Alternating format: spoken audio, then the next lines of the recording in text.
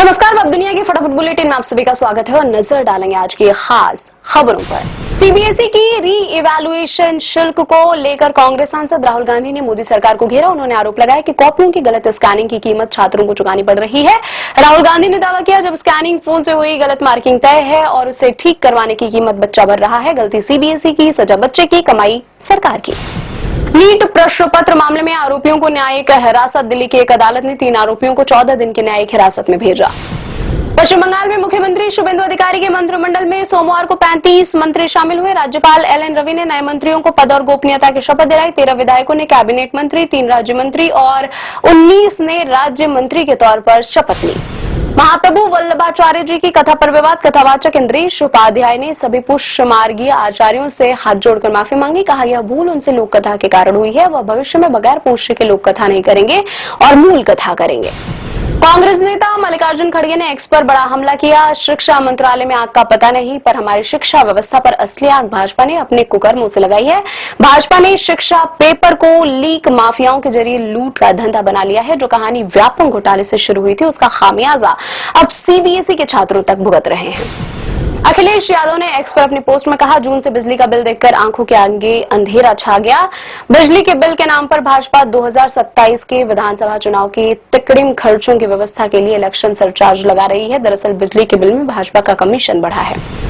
सूर्या चौहान हत्याकांड पर पहली बार बोले यूपी के मुख्यमंत्री योगी आदित्यनाथ। कहा, दोस्ती की आड़ में छूरेबाजी जैसी घटनाएं किसी भी कीमत पर स्वीकार्य नहीं की जा सकती। गाजियाबाद की घटना ने समाज को झकझोर कर रख दिया है। यदि कोई अपने बच्चे को सही दिशा नहीं दे पा रहा है तो यह उसकी बड़ी जिम्मेदारी और चूक है। तृणमूल कांग्रेस ने पार्टी के 2 विधायकों को निष्कासित किया। संदीपन साहा और रीता व्रता बैनर्जी को पार्टी विरोधी गतिविधियों के लिए निष्कासित किया गया। पश्चिम बंगाल के मुख्यमंत्री शुभेंदु अधिकारी ने कहा, तृणमूल कांग्रेस की पूर्ववर्ती सरकार की लक्ष्मी भंडार योजना के तहत महिलाओं को अवैध नकद हस्तांतरण के मामले में धनशोधन संबंधी जांच के आदेश दिए गए हैं।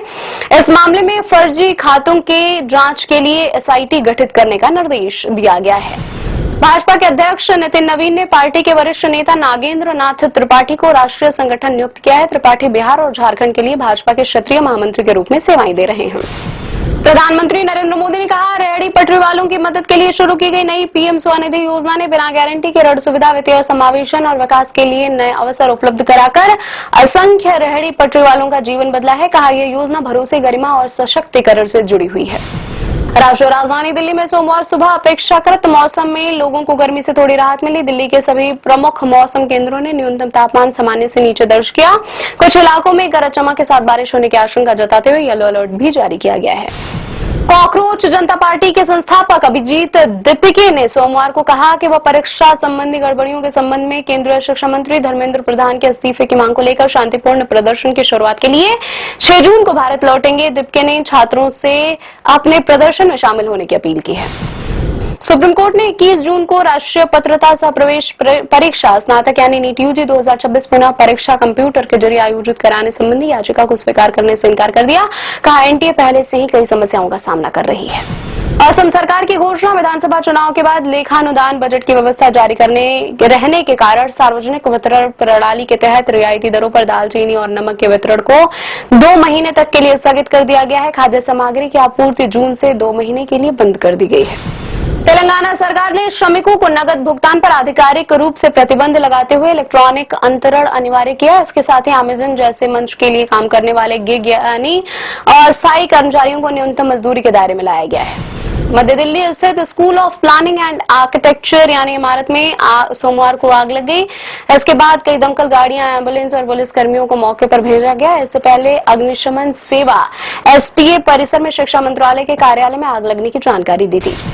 शेयर बाजार में गिरावट जारी। बीएसई सेंसेक्स 508 अंक गिरकर 74,267 अंक पर हुआ बंद। एनएसई निफ्टी 165 अंक टूटकर 23,383 अंक पर हुआ बंद। डॉलर के मुकाबले रुपए में भी गिरावट। प्राइम वीडियो ने क्राइम थ्रिलर सीरीज राख का ट्रेलर किया रिलीज। सोनाली बेंद्रे, अली फजल और आमिर बशीर आएंगे नजर। 12 जून को प्राइम वीडियो पर रिलीज होगी series. Welcome to the jungle का पार्टी एंथम ऊंचा लंबा कद फॉरएवर हुआ रिलीज। गाने में दिखी अक्षय कुमार और दिशा पाटनी की केमिस्ट्री। आनंद राज, आनंद और रुबाई ने दी है गाने को आवाज। 26 जून को रिलीज होगी ये फिल्म। ये थी आज की फटाफट बुलेटिन। ऐसे ही ताजा अपडेट्स के लिए बने रहे हमारे साथ, यानी कि विजिट करें वेब दुनिया पर।